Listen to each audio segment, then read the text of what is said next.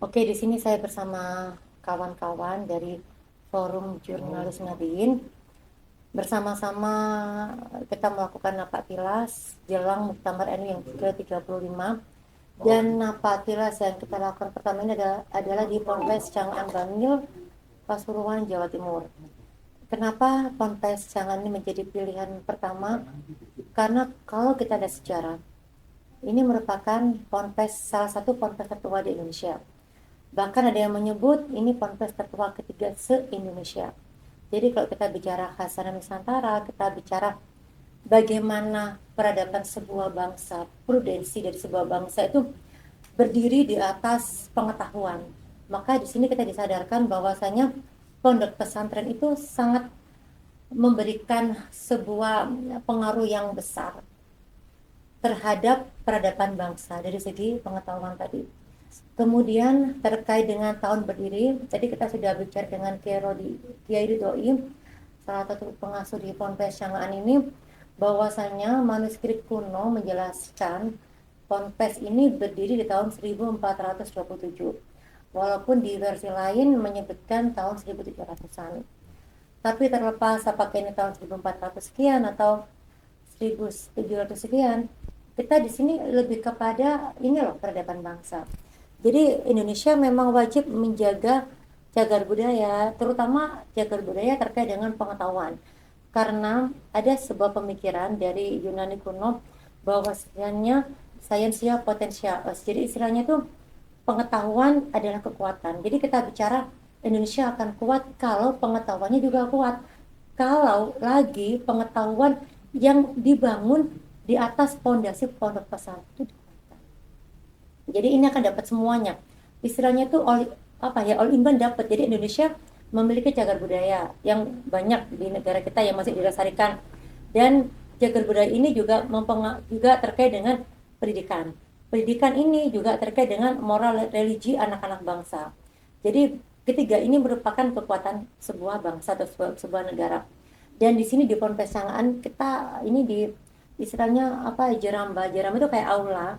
Jadi kayak ada beberapa kamar-kamar dan ada aula ini kamar di sebelah kanan saya, kamar Almarhum Kiai Haji Hasbuwo, ayahanda dari Kiai Wahab Hasbuwo, dan di seberangnya kamar dari Almarhumullah ya. Dan di seberangnya adalah kamar dari Sang Hadatus Syekh Kiai Haji Hashim Asy'ari. Dan di sini juga ada kamar di sini, salah satu kamar di sini insya Allah adalah kamar dari almarhum ayah saya. Kalau saya sih yakin di sebelah sini. Kalau saya yakinnya seperti itu, insya Allah. Karena beliau juga sudah almarhum. Dan di sini kita melihat bahwasanya kamar-kamar ini sangat dijaga secara baik oleh duriyah atau keluarga dari pendiri Ponpes Cang'an. Jadi nggak kemudian dirombak untuk kepentingan pribadi, tapi dijaga, dilestarikan. Benar-benar yang dijaga benar itu maksudnya itu orang tidak bisa mempergunakan apa ini memang di save gitu loh mas, dijaga benar. Jadi tidak boleh digunakan untuk tidur atau apa, jadi memang dijaga supaya ini terjaga terus. Dan di situ kita lihat bahwasanya Ponpes Cang'an ini sangat menjaga pelestarian cagar budaya tadi, karena juga cagar budaya dong sudah sekian abad. Dan di sebelah tadi kita lihat ada sumur, yang mana sumur ini berdiri atas doa dari almarhum Mbah Syekhona Khalil ya kan.